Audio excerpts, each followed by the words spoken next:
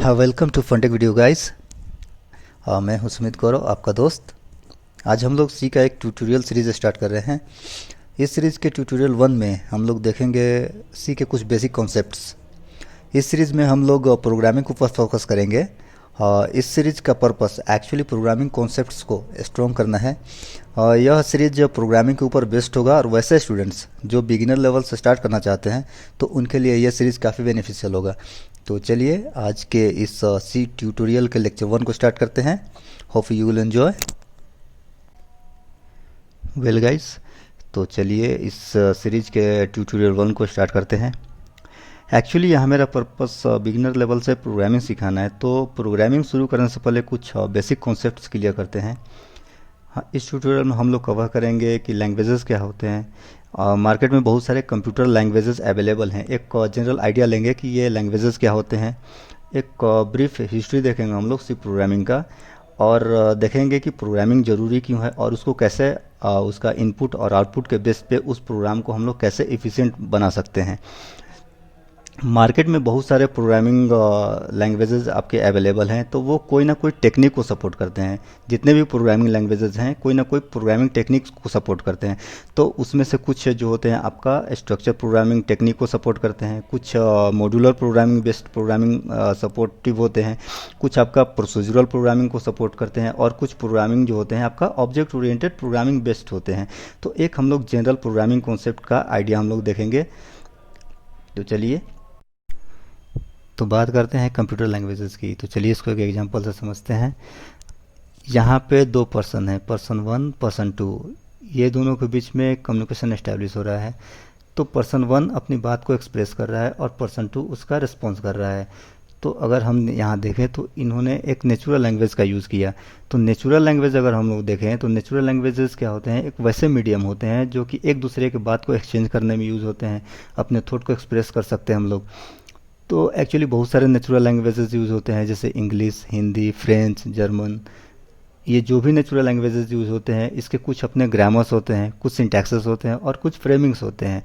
जो इन syntaxes, framing और grammar का यूज़ करके कुछ मीनिंगफुल सेंटेंस जनरेट किया जाता है।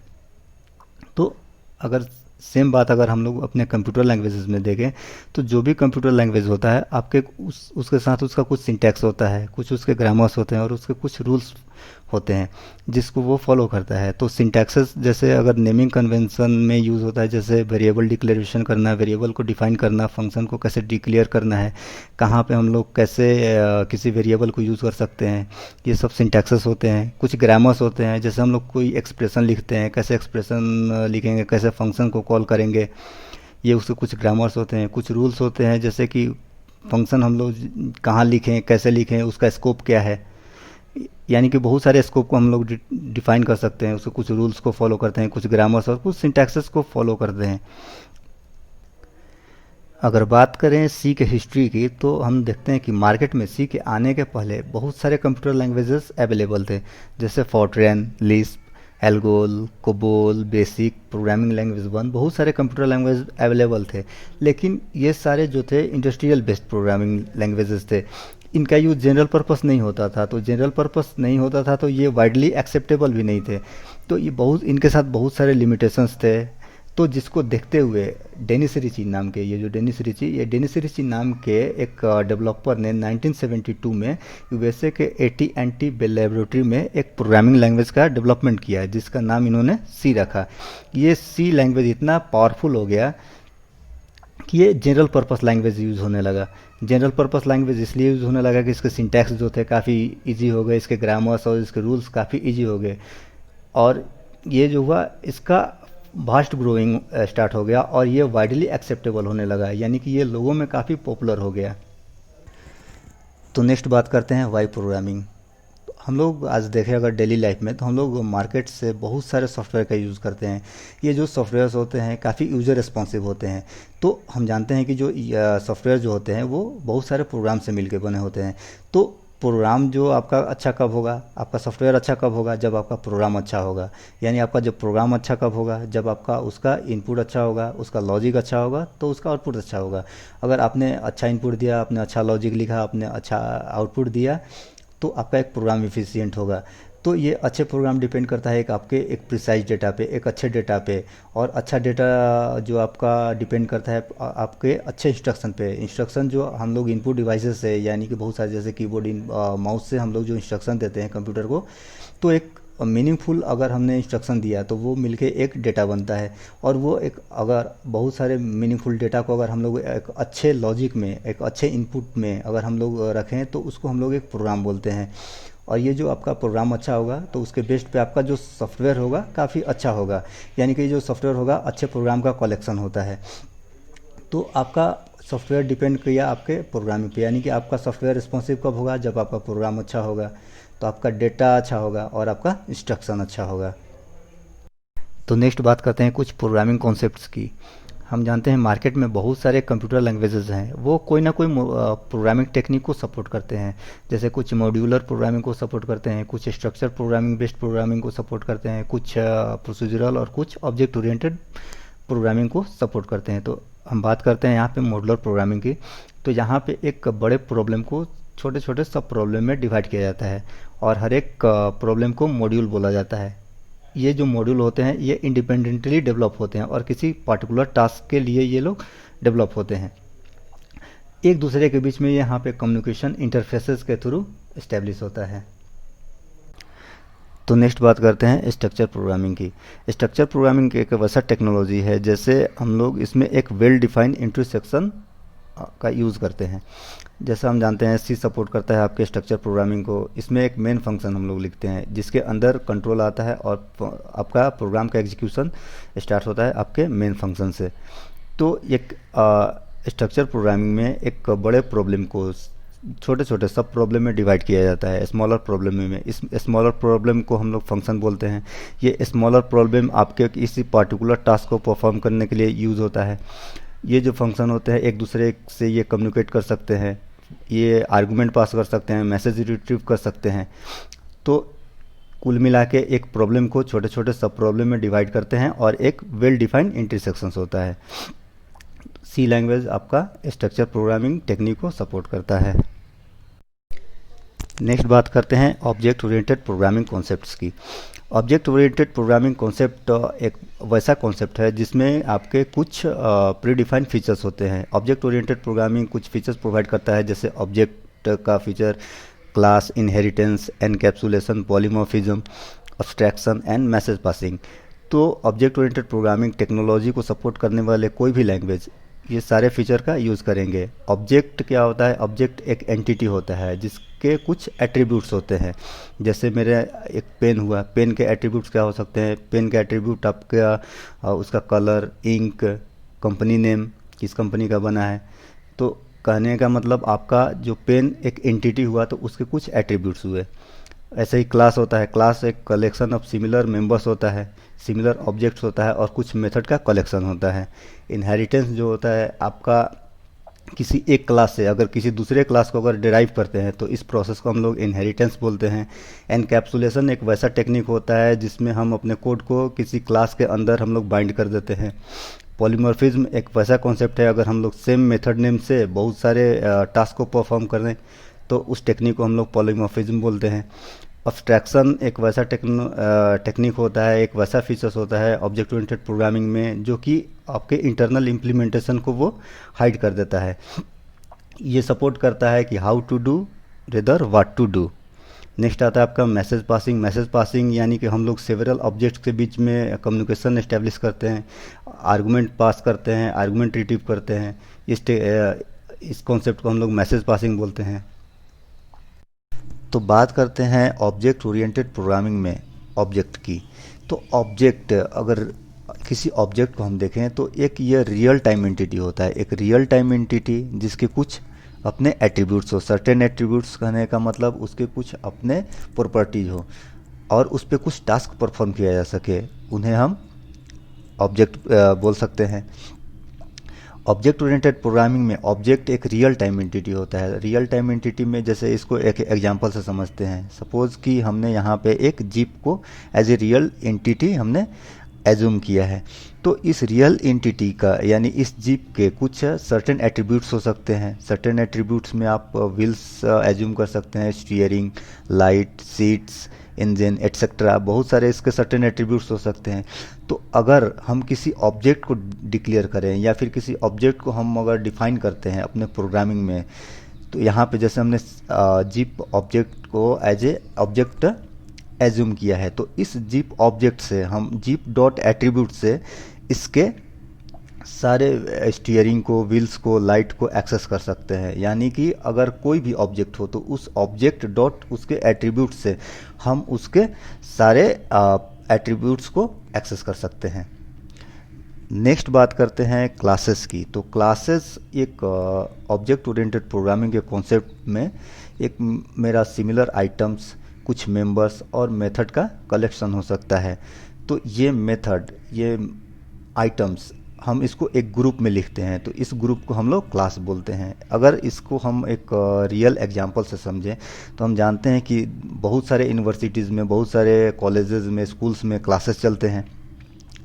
तो सपोज़ ये मेरा एक क्लास है, तो इस क्लास को हम सपोज़ करते हैं ये एक मेरे स्कूल का 10th क्लास का एक क्लास एज्यूम हमने किया है। तो सपोज़ करते हैं ये क्लास जो है, इस क्लास में वैसे ही स्टूडेंट परमिसेबल हैं जो कि क्लास 10th से बिलोंग करते हैं। तो अब ये एक सिमिलर टाइप के मेंबर्स आपका इस क्लास के अंदर परमिसेबल हैं। इसके कुछ मेथड हो सकते हैं। मेथड कहने का मतलब इसका ड्रेस कोड हो सकता है। क्लास में हर एक स्टूडेंट का अपना एक ड्रेस कोड हो सकता है। कुछ डिसिप्लिन हो सकता है, कुछ इसके सिलेबस हो सकते हैं, कुछ इनके स्टडी पैटर्न हो सकते हैं। तो यहाँ पे मेंबर और उनके ऊपर हम उसके कुछ टास्क परफॉर्म कर सकते हैं। अगर हम इसको प्रोग्रामेटिकली अगर देखें तो एक हमने इसको अपने प्रोग्राम में इम्प्लीमेंट कैसे करेंगे, तो हमने यहाँ एक क्लास एग्जाम्पल जो है वो मेरा क्लास का नेम है। इसके अंदर कुछ हम लोग मेंबर्स लिखते हैं और कुछ मेथड्स लिखते हैं। तो जैसे हमने यहाँ पे item 1, item 2, item up to n, हमने कुछ यहाँ पे मेंबर एज्यूम किया, इसके कुछ अपने मेथड्स एज्यूम किए। अब जब ये क्लास जब मेरा डिफाइन होगा तो इस क्लास को हम लोग एक्सेस करेंगे इस क्लास के ऑब्जेक्ट से। तो इस क्लास का ऑब्जेक्ट हम लोग इस तरह से डिक्लेयर करते हैं, क्लास का नेम और ऑब्जेक्ट का नेम। यानी कि इस क्लास का हमने एग्जाम्पल, क्लास का हमने एक एग्जाम्पल ऑब्जेक्ट क्रिएट किया। अब ये एग्जाम्पल, ये ऑब्जेक्ट हुआ, तो हम जानते हैं कि इस एग्जाम्पल डॉट इसके एट्रीब्यूट नेम से हम इसके मेंबर्स को और मेथड को एक्सेस कर सकते हैं। तो अब इस एग्जाम्पल से हम आइटम 1, आइटम 2 या फिर किसी भी इसके मेंबर्स को हम एक्सेस कर सकते हैं। एग्जाम्पल डॉट मेथड नेम से इसके हम किसी भी मेथड को एक्सेस कर सकते हैं।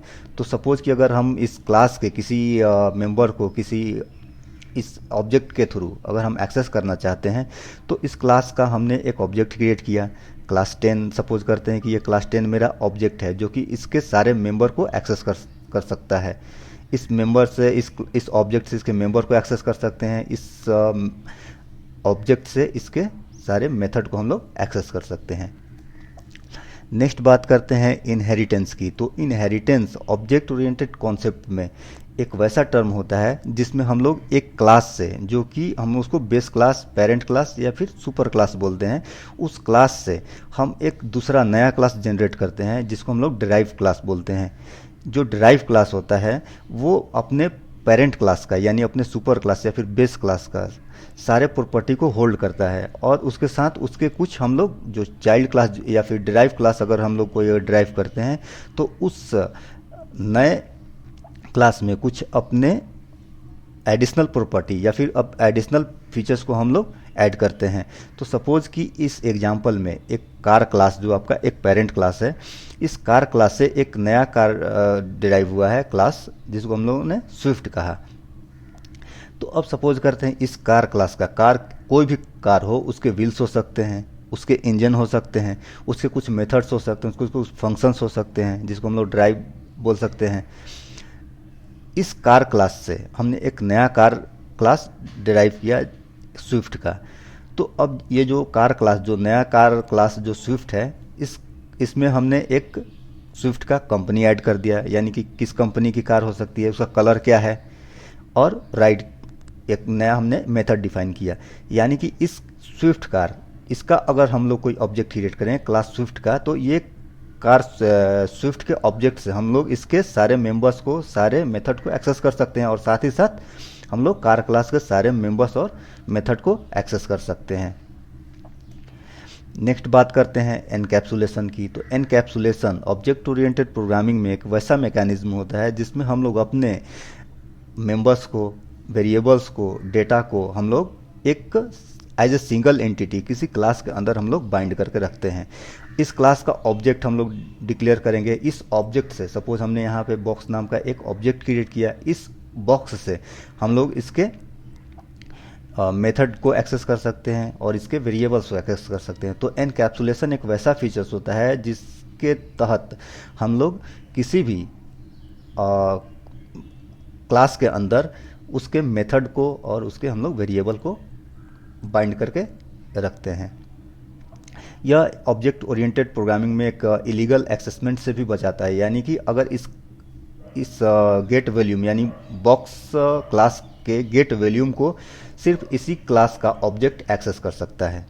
सो यहाँ पे एक सिक्योरिटी प्रोवाइड कराता है बेसिकली। नेक्स्ट बात करते हैं पॉलीमॉर्फिज्म की। तो पॉलीमॉर्फिज्म का मतलब होता है कि मोर देन वन फॉर्म, यानी कि हम लोग एक ही मेथड नेम से बहुत सारे टास्क को परफॉर्म कर सकते हैं। तो ऑब्जेक्ट ओरिएंटेड प्रोग्रामिंग कॉन्सेप्ट में ये काफ़ी पॉपुलर कॉन्सेप्ट है और एक बहुत ही बेनिफिशियल कॉन्सेप्ट आपका यूज़ होता है। तो हमने सपोज करा कि यहाँ पे हमने एक क्लास डिफाइन किया ड्रॉ नाम का। इस ड्रॉ में हमने मेथड बनाया एक शेप का, यहाँ भी वाइड शेप, यहाँ भी वाइड शेप, यहाँ भी वाइड शेप, यानी मेथड नेम तो सेम है लेकिन ये टास्क अलग अलग परफॉर्म कर रहे हैं। फर्स्ट जो है आपका सर्किल ड्रॉ कर रहा है, नेक्स्ट जो है आपका रेक्टेंगल ड्रॉ कर रहा है और जो लास्ट वाला है आपका स्क्वायर ड्रॉ कर रहा है। तो यहाँ पे हम इसको डिफ्रेंशिएट करेंगे इसके आर्गूमेंट के बेसिस पे। तो फर्स्ट में हमने फ्लोट लिख दिया, नेक्स्ट में हमने दो आर्गूमेंट जो कि इंटीजर टाइप के दोनों हैं उसको हमने पास किया, नेक्स्ट जो आपका है उसमें सिर्फ एक इंटीजर वैल्यू को हमने पास किया है। तो अब ये शेप जो है इसके आर्गूमेंट के बेसिस पे हमने सपोज करा कि यहाँ पे एक ड्रॉ इस क्लास का हमने एक ऑब्जेक्ट क्रिएट किया। तो इस ऑब्जेक्ट से हम लोग इसको आर्गूमेंट के बेसिस पे हम लोग इसके डिफरेंट टास्क को परफॉर्म कर सकते हैं। सपोज कि हमने ड्रॉ डॉट शेप किया 4.5, तो यहाँ पे एक्चुअली 4.5 है जो कि एक फ्लोट वैल्यू है। जो फ्लोट वैल्यू है तो ये कंट्रोल आएगा आपका, यहाँ खोजेगा कि कहाँ, तो हमको ये दिखेगा कि शेप यानी कि ड्रॉ डॉट शेप। तो शेप नाम का कोई मेथड है क्या इस ड्रॉ में? तो हाँ है। तो इस ड्रॉ में फ्लोट यानी कि इसका टाइप देखेगा, तो टाइप क्या है इसका? फ्लोट है। तो फ्लोट इसको कॉल किया। अब यहाँ पे हम सर्किल के लिए कोड लिख सकते हैं, इस कोड को एक्सेस करेगा, उसके बेस पे ये आपका आउटपुट जनरेट कर सकते हैं। नेक्स्ट हमने कॉल किया ड्रॉ डॉट शेप, यहाँ पे हमने दो इंटीजर वैल्यू पास किया 4 और 5। अब ये देखेगा कि आएगा, इसका आर्गुमेंट देखेगा, तो फर्स्ट वाले को देखेगा तो इसका कंडीशन फेल होगा क्योंकि यहाँ पे फ्लोट लिखा गया है, हमने पास किया है यहाँ पे दो इंटीजर वैल्यू को। तो नेक्स्ट वाले पे आएगा, ये देखेगा कि ये मैच कर रहा है क्या, तो यहाँ पे देखेगा कि हाँ फर्स्ट वाला इंटीजर ही है, सेकंड वाला भी इंटीजर वैल्यू है। तो इस शेप को कॉल करेगा और इसके अंदर जो भी आपका एग्जीक्यूशन होगा, कोड हमने लिखा होगा उसको एग्जीक्यूट करेगा। नेक्स्ट हमने किया यहाँ पे ड्रॉ डॉट शेप 5। तो अब ये देखेगा यहाँ पे एक्चुअली आर्गुमेंट तो 1 है लेकिन टाइप इसका इंटीजर है। तो सबसे पहले ये कॉल होगा इस मेथड में। यहाँ पे आएगा, ये देखेगा कि ये तो वैल्यू यहाँ पे हमने पास किया इंटीजर वैल्यू लेकिन यहाँ पे इसको मिलेगा फ्लोट, तो इसको स्किप करेगा। नेक्स्ट देखेगा कि ये इससे मैच हो रहा है क्या, तो इसको भी स्किप करेगा। नेक्स्ट देखेगा कि वाइड शेप इंटीजर x, तो यहाँ पे ये कंडीशन सेटिस्फाई हो जाएगा और इसके अंदर लिखे हुए कोड को वो एग्जीक्यूट करेगा। तो ये कुछ बेसिक कॉन्सेप्ट्स थे ऑब्जेक्ट ओरिएंटेड प्रोग्रामिंग में। नेक्स्ट देखते हैं हम लोग। अगर हम कोई भी कंप्यूटर लैंग्वेज पढ़ते हैं तो उसके साथ कुछ बेसिक कॉन्सेप्ट्स यूज़ होते हैं। जैसे आपका एक ट्रांसलेटर एक बहुत ही नॉर्मल टर्म है जो कि कंप्यूटर लैंग्वेजेस के साथ ही यूज़ होता है। तो इसको हम लोग एक एग्जांपल से समझते हैं। सपोज करते हैं यहाँ पे दो पर्सन है, person A and person B. Person A को इंग्लिश आती है और पर्सन टू जो पर्सन बी है वो हिंदी स्पीकर है। पर्सन ए जो है एक कम्युनिकेशन इस्टेब्लिश करना चाहता है पर्सन बी से। तो यहाँ पे अगर ये कम्युनिकेशन इस्टेब्लिश करेगा तो यहाँ पे सिर्फ इंग्लिश बोलेगा, इसको सिर्फ हिंदी समझ में आएगा। तो यहाँ पे एक लैंग्वेज गैप हो जाएगा, एक प्रॉब्लम होगा, इसको अंडरस्टैंडिंग प्रॉब्लम होगा। तो ये क्या करेंगे कि एक ऐसा अरेंजमेंट करेंगे जिन्हें दोनों भाषा आती हो। तो इन्होंने मिलके एक थर्ड पर्सन जो कि आपका पर्सन सी है, इसको इन्होंने हायर किया। तो इसको दोनों लैंग्वेज आती है, हिंदी भी बोल सकता है और इंग्लिश भी बोल सकता है। तो पर्सन ए जो भी बोलेगा उसको पर्सन सी उसका कॉरस्पॉन्डिंग ट्रांसलेशन करके पर्सन बी को देगा, और पर्सन बी जो बोलेगा उसका कॉरस्पॉन्डिंग ट्रांसलेशन पर्सन ए को पर्सन सी देगा। यानी कि कहने का मतलब ट्रांसलेटर ये जो काम कर रहा है एज ए ट्रांसलेटर काम कर रहा है। तो यहाँ पे अगर हम देखें तो पर्सन सी मेरा एज ए ट्रांसलेटर है। तो ट्रांसलेटर एक वैसा मैकेनिज्म है, एक वैसा कॉन्सेप्ट होता है जो कि एक भाषा को, एक लैंग्वेज को दूसरे लैंग्वेज में कन्वर्ट करता है और दूसरे लैंग्वेज को उसके इक्विवेलेंट फर्स्ट लैंग्वेज में कन्वर्ट करता है। तो अगर हम देखें यहाँ पे बात, तो हम लोग जब भी सी या कोई भी अन्य लैंग्वेज हम लोग यूज़ करते हैं तो वो हाई लेवल लैंग्वेज में एक्चुअली यूज़ होते हैं। जैसे हम लोग हाई लेवल लैंग्वेज में फेमिलियर होते हैं अपने अल्फ़ाबेटिक कैरेक्टर से, कुछ न्यूमेरिक कैरेक्टर और कुछ सिंबॉलिक कैरेक्टर से हम लोग फेमिलियर होते हैं। तो जो भी हम लोग प्रोग्रामिंग करते हैं वो हाई लेवल लैंग्वेज में प्रोग्रामिंग होता है, लेकिन जो कंप्यूटर जो समझता है वो मशीन लेवल लैंग्वेज को समझता है। यानी कि जो भी बाइनरी या इक्विवेलेंट होता है वो मशीन लेवल लैंग्वेज समझता है, उसको कंप्यूटर समझता है। तो अगर हम प्रोग्राम करें हाई लेवल लैंग्वेज में तो हमको कंप्यूटर उसको कैसे समझेगा? तो इसके लिए हम लोग एक टर्म यूज़ करते हैं जो कि ट्रांसलेटर होता है। यानी बीच में जो आपका आएगा एक ट्रांसलेटर आएगा, वो ट्रांसलेटर या तो इंटरप्रीटर हो सकता है या फिर कंपाइलर हो सकता है। तो हम बात करते हैं यहाँ पे कुछ ये जो असेंबलर, इंटरप्रीटर और कंपाइलर हैं, ये तीनों एक ट्रांसलेटर के फॉर्म है। असेंबलर एक ट्रांसलेशन प्रोग्राम होता है जो कि असेंबली लेवल लैंग्वेज, जो कि एक लो लेवल लैंग्वेज है, पहले यूज़ होता था। तो ये एक असेंबलर एक असेंबली लेवल लैंग्वेज को इसके इक्विवेलेंट मशीन लेवल लैंग्वेज में कन्वर्ट करता है। ऐसे इंटरप्रीटर जो होता है आपका हाई लेवल लैंग्वेज, यानी जो हम लोग आजकल यूज़ करते हैं, तो हाई लेवल लैंग्वेज को वो कन्वर्ट करता है इक्विवेलेंट मशीन लेवल लैंग्वेज में।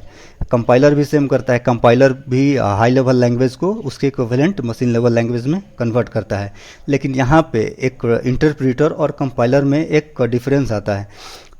यानी कि जो इंटरप्रीटर, सपोज करो आप कि ये मैंने ये जो प्रोग्राम लिखा, ये मेरा एक प्रोग्राम है, यहाँ पे बहुत सारे लाइन्स हैं।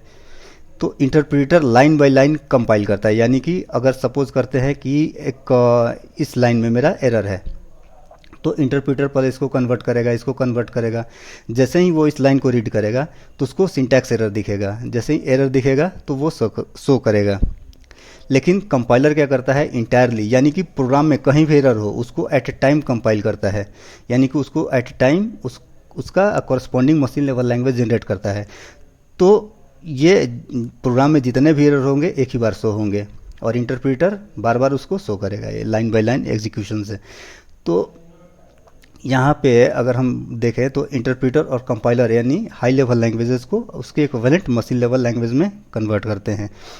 ये इंटरप्रीटर या फिर कंपाइलर जो भी ट्रांसलेशन प्रोग्राम हम लोग यूज़ करते हैं वो एक्चुअली सिंटैक्स एरर को दिखाते हैं। आपका ग्रामेटिकल एरर या फिर कोई रूल्स का एरर जो भी हो वो आपका शो नहीं होता है। तो आई होप कि आप लोगों को ये वीडियो अच्छा लगा होगा। ये कुछ बेसिक आइडियाज़ थे। तो अगर आपको अच्छा लगा है तो thank you and hit like and subscribe. Thanks.